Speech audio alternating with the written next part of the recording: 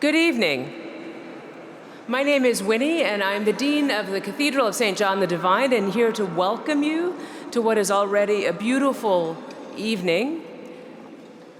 This morning I was seated next to the senator from Georgia, Raphael Warnock, who said that we, the Cathedral, have made his new book, eagerly anticipated, coming out, I think, in June. And Senator Warnock said that he compared the great unfinished Cathedral of St. John the Divine, where you sit today, to the great unfinished work of democracy that is our task in this time. And let that not discourage you at all, yeah?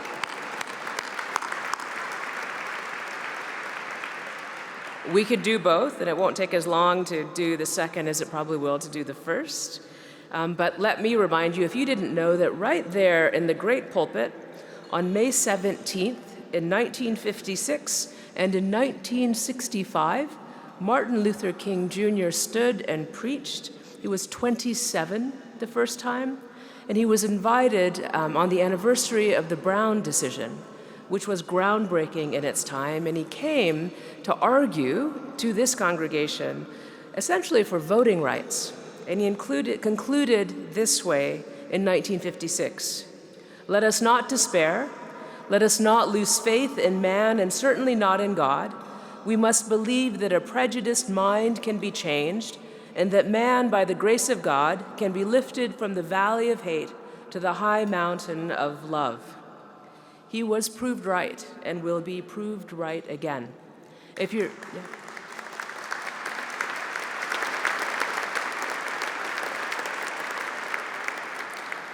you're new to this cathedral, know that you're very welcome, whoever you are and whatever your life is like, you're very welcome here. If you come all the time, we're glad you're back. And while you're here, don't forget to look up and look around. It truly is a spectacular place. And come back anytime. Welcome. Hi, everybody. We're so grateful to the whole team at the Cathedral. It's been a real pleasure to work with you again this year. And we're really grateful to each and every one of you for joining us. I'm Jacob Moore. I'm the Executive Director of the Architecture League. And extending the welcome, I just want to again express the gratitude for your joining us here on this evening to honor Michael Bierut.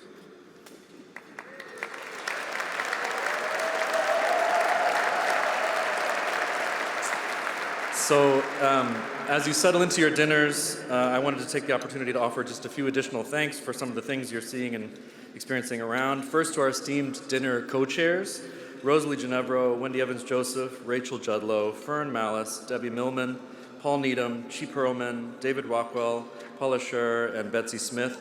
The warmth and energy you feel in this room is due in no small part to their ideas and hard work. So we're so grateful for everything they put into this.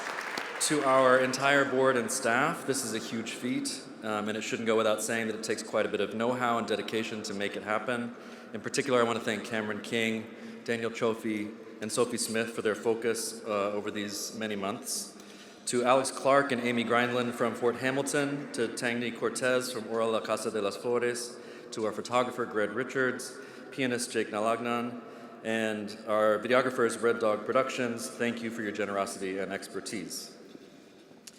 The President's Medal is the League's highest honor, and it's bestowed on individuals to recognize their achievements in architecture, urbanism, art, design, and the environment. And the words I shared last year at this podium remain true today. Extraordinary achievements are all the more laudable in what are indeed extraordinary times for our planet, for our country, and for our professions. I'm proud to be part of an organization that, from its founding in 1881, all the way to the present day, understands that architecture is a collaborative act, one that relies on the imagination, ingenuity, and hard work of many artists, engineers, landscape architects, urban planners, urban designers, preservationists, developers, and many more, including, importantly, graphic designers.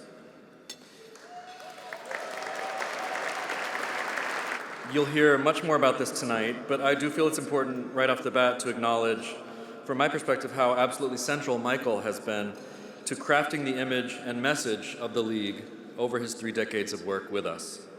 Our aspiration to strengthen architecture's opportunities for impact requires that we remain not only informed but also accessible, not only confident but also curious, not only critical but also joyful.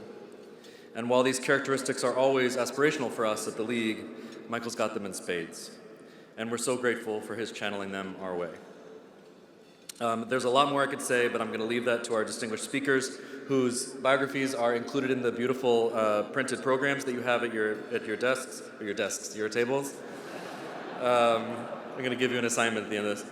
Beautifully designed by Britt Cobb of Cobb Co. and Eddie Opara and his team at Pentagram.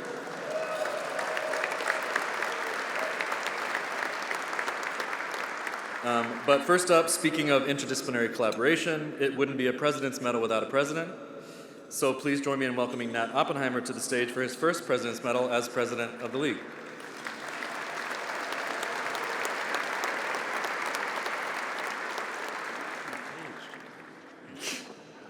You gave me one direction.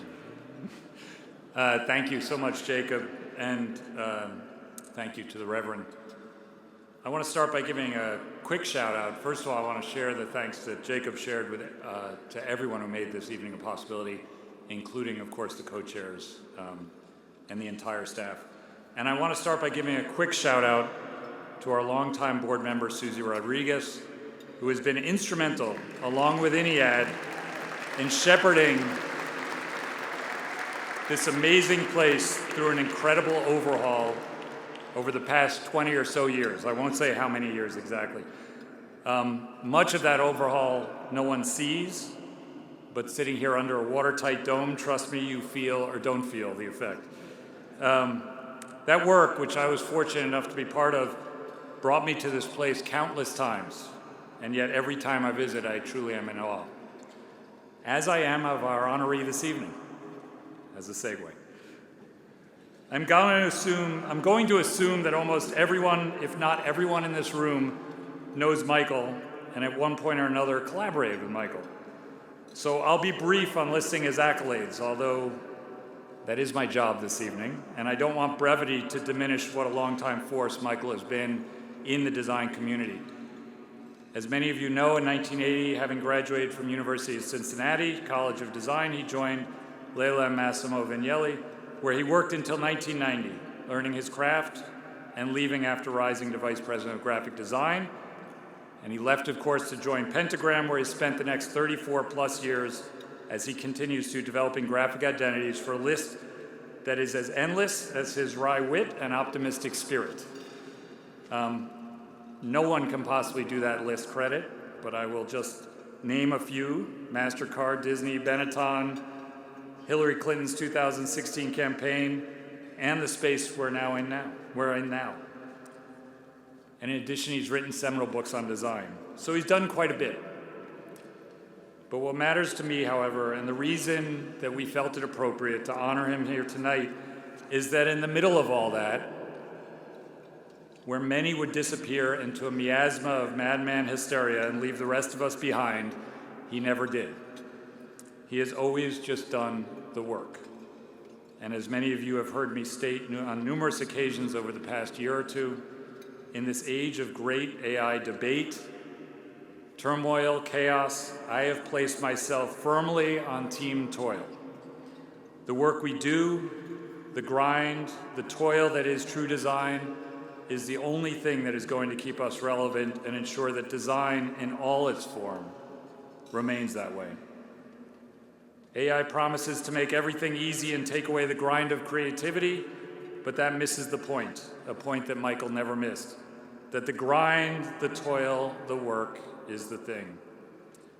And finally, I do want to mention that the only negative aspect of naming Michael the honoree is that he cannot MC this event, as he has done on so many occasions, in an offhanded way that suggested he was just here having fun and winging it, but those of us who know him well know that he was never just winging it, that even then, for a basic MC job, he did the work. And so tonight, you are left with me, Jacob, and 3 wonderful speakers who will fully attest to Michael and the legacy he has created and continues to create after a brief interlude so you can eat. and then we will hear from the speakers. Thank you very much.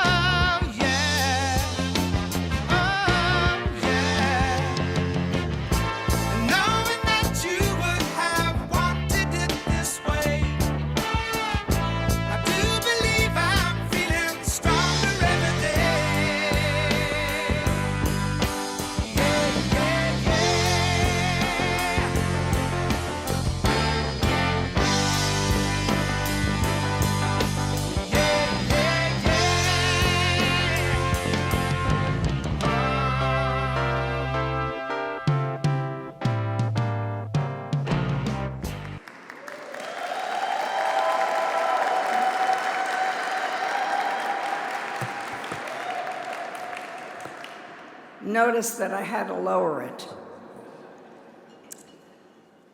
During the 70s and the 80s, I worked in the music industry, developing record covers. I entered my record covers into the AIGA, American Institute of Graphic Arts, their annual graphic design competitions. When a cover of mine got into one of their shows, I would go to the opening. I really didn't know anyone there except for the AIGA director and her assistant, Nathan Gluck, who was a fabulous gossip. He pointed out the famous designers, including Massimo Vignelli. A young guy was hanging around Massimo, who I thought probably worked for him. I assumed that. I assumed that he designed one of the posters in the show. The poster was black and white and had big type. I liked it. It was for an organization called the Architectural League, which I thought might be a baseball team. The next year, I got to do 2 covers that got into the AIGA show. I went to the opening, and the same guy was there with another black and white poster for the Architectural League. I think I noticed it at that time, but I didn't know his name. Shortly after that, I left CBS Records and started my own design company with an old school friend. We had sent out a little book announcing our new business. Among the replies we got from our mailing list was a card from Vignelli Associates. I thought it was a congratulatory note from Massimo, but instead it was a request for an Elvis Costello poster that I had designed before I left CBS Records. The card was signed by someone named Michael Bierut. I surmised that he was the guy that had designed the black and white Architectural League posters. I didn't have any more Trust Elvis posters left, so I sent him a copy of the little book I had already sent out. He obviously wasn't thrilled with it because there was no reply. But at the next AIGA meeting, we spoke for the first time. He was charming and funny, and I liked him. We also had both become somewhat active in design organizations, and it was the beginning of a personal and professional relationship that has lasted for nearly 50 years. A designer named Wendy Evans, whom I knew and admired, had joined a design firm called Pentagram, and its founding partner, Colin Forbes, had established an office in New York. Woody asked if I would be interested in joining. He also told me he was speaking with Michael Bierut.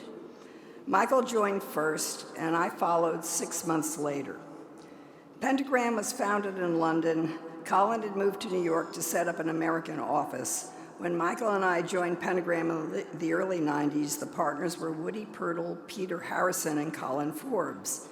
Each ran their own businesses. Most of their projects were corporate annual reports and a few corporate identity commissions. Neither Michael nor I had much interest in annual reports. We began to attract a combination of corporate and cultural identity projects. This is still the mainstay of Pentagram today, along with environmental graphics. Through the 90s, the Pentagram partnership grew. The architect Jim Bieber joined a year or two later. Glad to see Jim here tonight. Colin Forbes retired, and his associate, Michael Gerke, who specialized in signage, became a partner. Jim discovered a building for sale on our block. Originally, it was a bank building with a vault in the basement, and it had housed a somewhat raunchy club called MK. Some of the clients came, suddenly realized where they were, got embarrassed, but we were getting successful anyway. Abbott Miller joined, then Luke Heyman, then Eddie O'Para, then Emily Oberman and Natasha Jen, and they established their own design teams. We got big. All through this period, Michael was managing a design practice, teaching at Yale, designing posters and publications for them, and still designing the Architectural League posters. At the same time, he and his friend Bill Drentel and his wife Jessica Helfand launched a website called Design Observer, which produced critical writing about design, its use, and its impact. Other writers, mostly from the UK, participated, and the site became internationally influential. But Michael never rejected his professional work and his responsibilities to Pentagram. He was both an innovative designer and a financially successful one.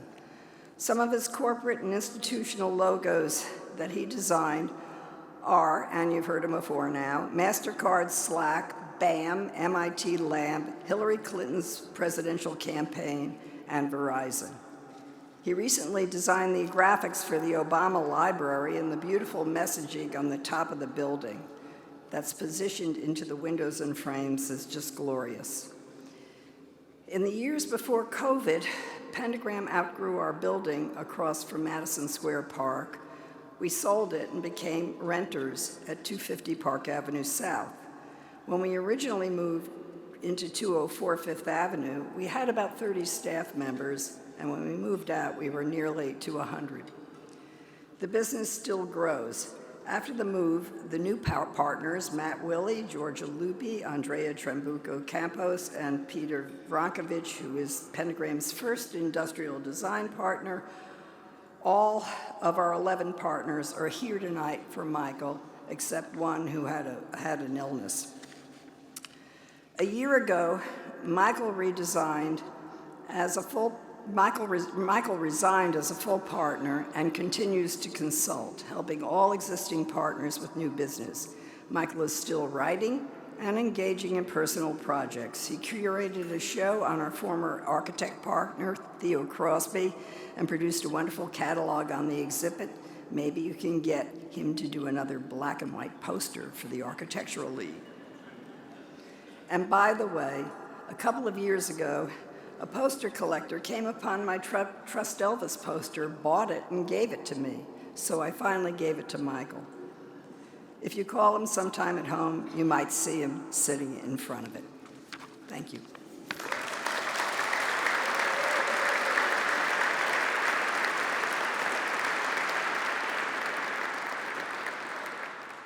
Paula, you were supposed to introduce me. I know you didn't get the memo because your speech is much longer than ours. But thank you, and I'm thrilled to be here. I'm Fern Mallis.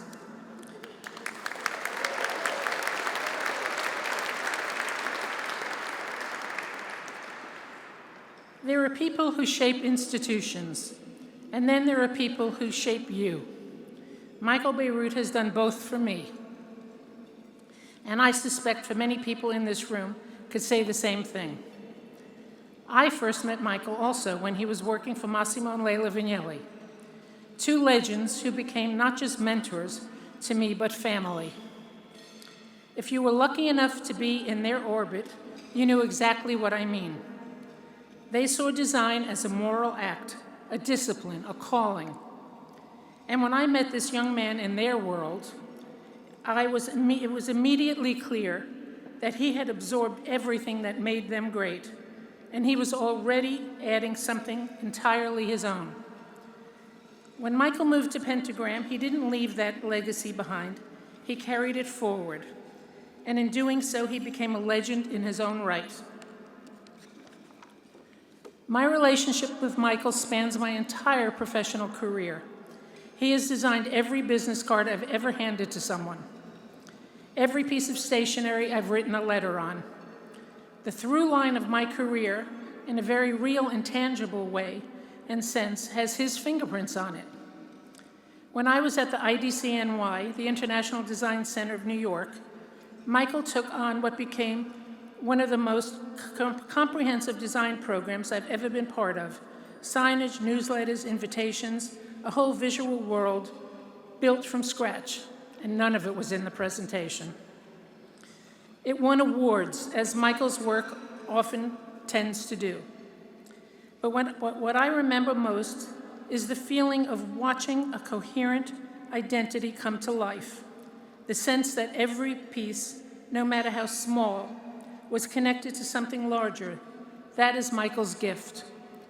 So when I became director of the CFDA, the Council of Fashion Designers of America, there was only one call to make, the very first call.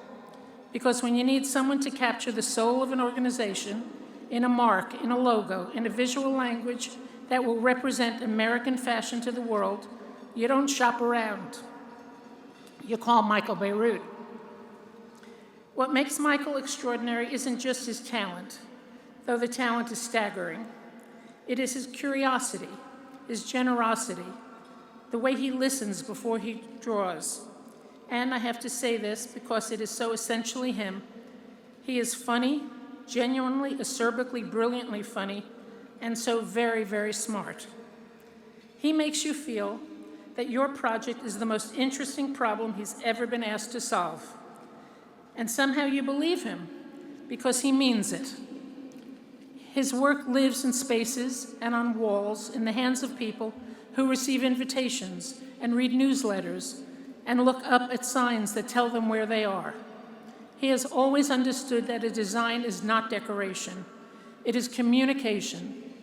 It is experience. It is the invisible architecture of how we move through the world, which is perhaps why this particular honor from the Architectural League feels so right. Michael, you are a great designer, a keeper of great tradition, and a dear, dear friend. On behalf of everyone whose career you have shaped, whose organizations you have defined, and whose business cards you have never looked better, I love you, and I'm not sure how I can start a new project without you. But tonight, congratulations. This one is so well deserved. And now I'd like to invite Wendy to the podium.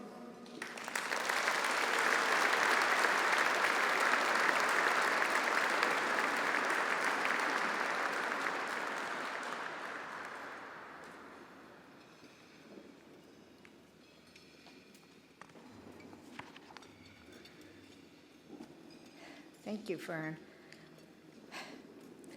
How to use graphic design to sell things, explain things, make things look better, make people laugh, make people cry, and every once in a while, change the world.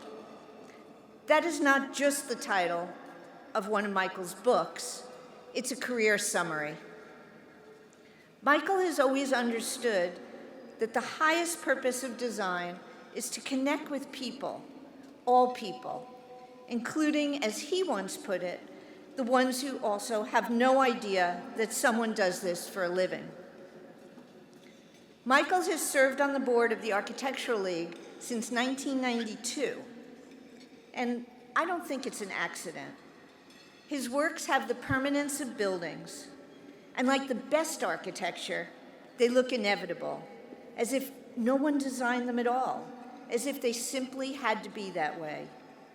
He shows us that the space between letters can be as charged as the space between walls, though with this distinct advantage that logos don't leak. Now, if you want to understand what Michael does, look at one of his posters for the Architectural League's Beaux-Arts Ball, the iconic Light Years. 2 words, oh, and Paula, yes, again, white on black, layered on top of each other. And somehow they glow. No image, no color, no tricks. Just typography doing what architecture does at its best, making something luminous out of pure structure. That's all. As the League's vice president for graphics, Michael determined who we are, how we present ourselves to the world.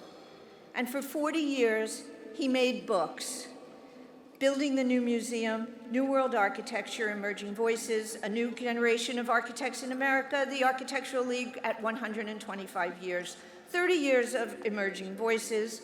He created graphics for the Beaux-Arts Ball posters, President's Medal posters, invitations, League Prize posters, Emerging Voices posters, the annual program posters, exhibitions on Seaside, the experimental tradition, contemporary Spanish architecture, and I'm just out of breath.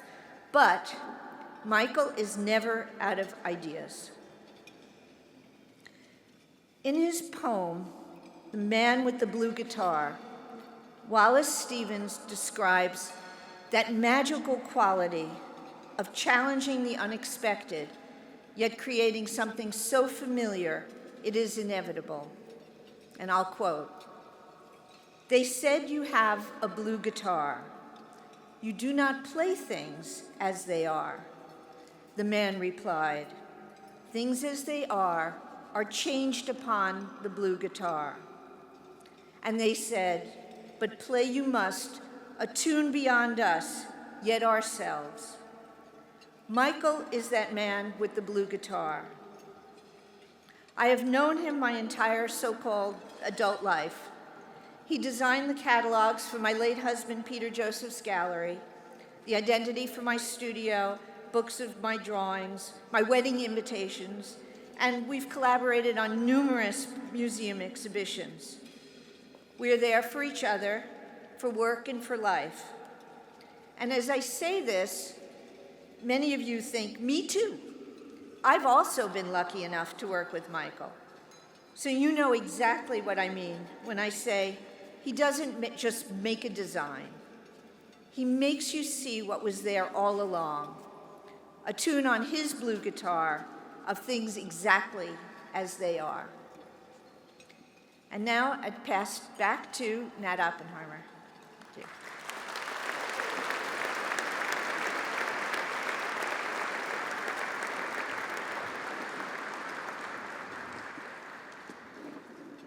All right, Michael, I think you get to come up now.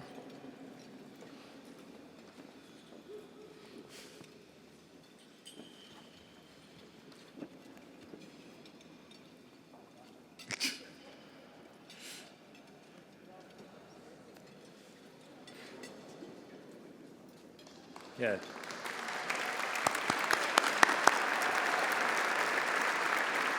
I don't know. So now you get to stand here awkwardly for 2 minutes or so as I read the citation for the 2026 President's Medal to Michael Bierut. With a singular career that spans more than 45 years, Michael Bierut has shaped the collective experience in our shared environment through design. From his earliest days in the office of Leila and Massimo Vignelli, through his decades of leadership at Pentagram, Michael's work never settles for the status quo, insists that levity and seriousness are not mutually exclusive, and provokes questions without creating confusion. In particular, Michael's unmistakable graphic approach has defined and elevated the public's experience of architecture, leaving indelible marks on all those he has worked with. His works on projects as modest as the redesign of New York City's parking signs and the design of the Metropolitan Transit Authority's OMNY logo, or as iconic as the crowning inscription at the Obama Presidential Center and the expansive New York Times logo gracing its 8th Avenue facade, is complemented by his commitment to build, support, and give voice to institutions, co-founding the seminal platform Design Observer, teaching at Yale School of Art, it's almost done, defining a visual language for a generation of the Architectural League's work, and drafting iconic identities for countless other organizations. Through work of every format and scale, Michael has inspired generations of architects and designers to push through chaos towards clarity, to strive for accessibility above elitism, and to find joy in the discoveries that come with open, curious, value-driven collaboration. With deep admiration, the Architectural League is proud to award the 2026 President's Medal to Michael Bierut.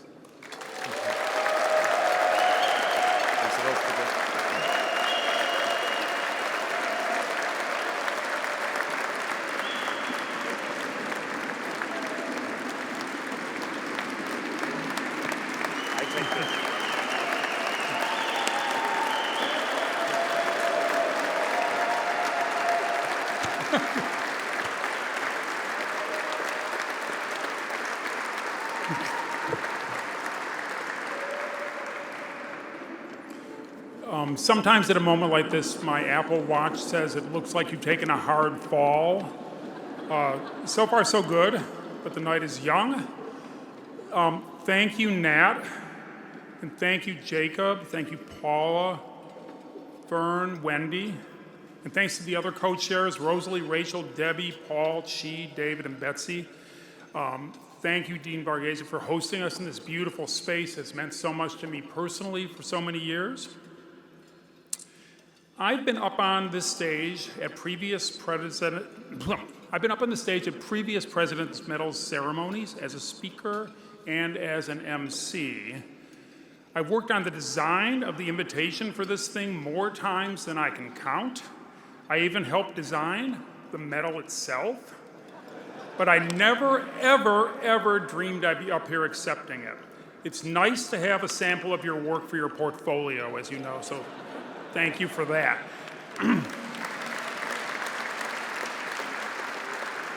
My deepest gratitude goes to my wife, Dorothy, who can't be here tonight. She was my high school sweetheart. On February 20th, 1974, she became the first and only girl I've ever kissed. So, my life's first big, long-running affair has been going on for more than 50 years. My second most long-running love affair has been with the Architectural League of New York. Dorothy and I moved from our native Ohio to New York in June 1980. I started a job as a very, very low-level junior designer in the legendary studio run by League medalists Massimo and Leila Vignelli. I hadn't been there very long when Massimo took me aside and said, "Hey kid, I got a job for you." That very first big project I got to work on was for the Architectural League. What unbelievable luck. What a surprising honor for a green kid fresh out of some Midwestern state school to be given, right? So Massimo was on the board of the League, and as a result, he was the League's de facto graphic designer. All the work he did for the League was unpaid, and he was extremely enthusiastic about doing this work, to a point where he was irritating other people in the office, our office manager, Laura Hillier, and particularly Mrs. Vignelli, who exerted constant pressure on him to get him to stop spending so much time on pro bono work and more time on paying jobs. Massimo, stop screwing around with these freebies. But what's the solution? So that created this incentive to shift the League work to the newest, least experienced, most underpaid kid in the office. Me. I had the lowest hourly rate, so it was really a financial decision that led to my lucky break. But nonetheless, regardless of how it happened, that summer I started the longest sustained professional relationship I've had in my career. The executive director in 1980 when I started was the lovely Marita O'Hare. She was probably the last person in New York to call me Mike. Now only Starbucks baristas call me Mike. I was there when Rosalie Genevro came aboard as director a few years later, and when Ann Rieselbach joined a few years after that, or a few months after that, really, Ann. Looking back now, though, I realize that we were all, to borrow the title of Patti Smith's memoir of the same period, we were all just kids. So I did the first poster for what was then called the Young Architects Forum, now called the League Prize for now, in 1981. I did the first Emerging Voices poster in 1982, and I've done all the posters since then after that. I worked on posters and GIFs and tote bags for the Beaux-Arts Ball for almost 35 years. To paraphrase Christopher Wren's epitaph, if you seek his monument, check out this tote bag. So I thought I was just doing graphic design the whole time. And I was, of course. But I was also getting an extraordinary education. The practice of architecture touches so many worlds, my unworldly 23-year-old self couldn't get enough of it. Thanks to the Architectural League, I came to understand the city that was my new home. Not just the landmarks that had mesmerized and lured me and so many others to the city, but the neighborhoods, the streets, the corners, the details, each one a manifestation of the interplay of power, struggle, ambition, greed, hope, and optimism. Never static, always in flux. The League has always cared deeply about the real stories behind our built environment, and I treasure that. From the friends I made at the League, I learned that being a designer was equivalent to a license to trespass. I found myself in the newsroom at the New York Times, in the locker room of the New York Jets, in the labs of the Massachusetts Institute of Technology, even in the recesses of the Cathedral Church of St. John the Divine, and in nondescript conference rooms with former presidents of the United States, former presidents definitely being my favorite kind of president at present. So I'll concede I'm the least educated member of my immediate family. Dorothy has 2 graduate degrees. Our wonderful firstborn daughter, Liz, is here tonight, and she's a very successful lawyer. Her little sister, Martha, has a master's in multiple fellowships. Her brother, Drew's an accomplished filmmaker. I had one advantage, though. It was my 35 years at the Architectural League. That was my graduate school. And my teachers there were joined by clients like the wonderful Fern Mallis, collaborators like the wonderful Wendy Joseph, and my partner of 36 years, the incredible Paula Scher. Not to mention my other partners, Michael, Abbott, Luke, Eddie, Emily, Natasha, Georgia, Matt, Peter, Andrea, DJ, and Jim, all here tonight. Thank you so much. You're the reason I'm on stage before you today. Speaking of which, though, I especially need to acknowledge Tamara McKenna and the kids at table 12. So a minute or so ago, I said I designed all these posters and tote bags.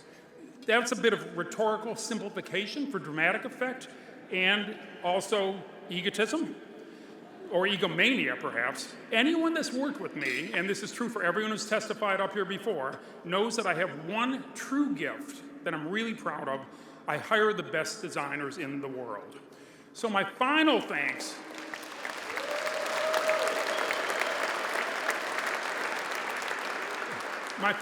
go to Jennifer, Jesse, Lacey, Joe, Johnny, Katie, especially Britt, all the designers who've worked with me over the last 4 decades. I like to think that each and every one of you remember a moment when I came up to your desk and said, "Hey kid, I got a job for you." If you were lucky, that job would have been something for a place called the Architectural League of New York. You were lucky, I was lucky, and I wish everyone here that same kind of luck. Thank you.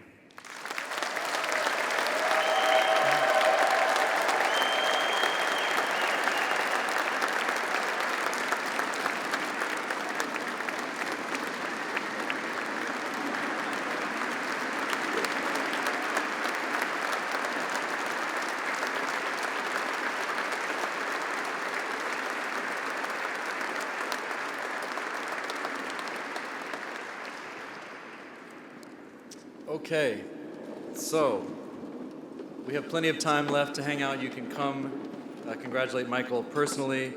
It's really an honor to be able to honor you, Michael.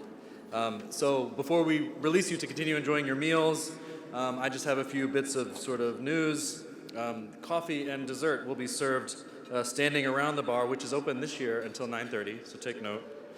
I want to thank our co-chairs again, and more importantly, thank each and every one of you for joining us tonight. Your support really means the world to us. If you've been inspired at all tonight, I hope you'll stay connected, come to an event, become a member, or bring someone new into this remarkable community. One excellent upcoming opportunity will be drawing together our June 16th annual meeting and party, our 145th annual meeting and party at the Brooklyn Public Library, where we'll be actually celebrating another person that Michael just mentioned, very important to the League, Anne Rieselbach.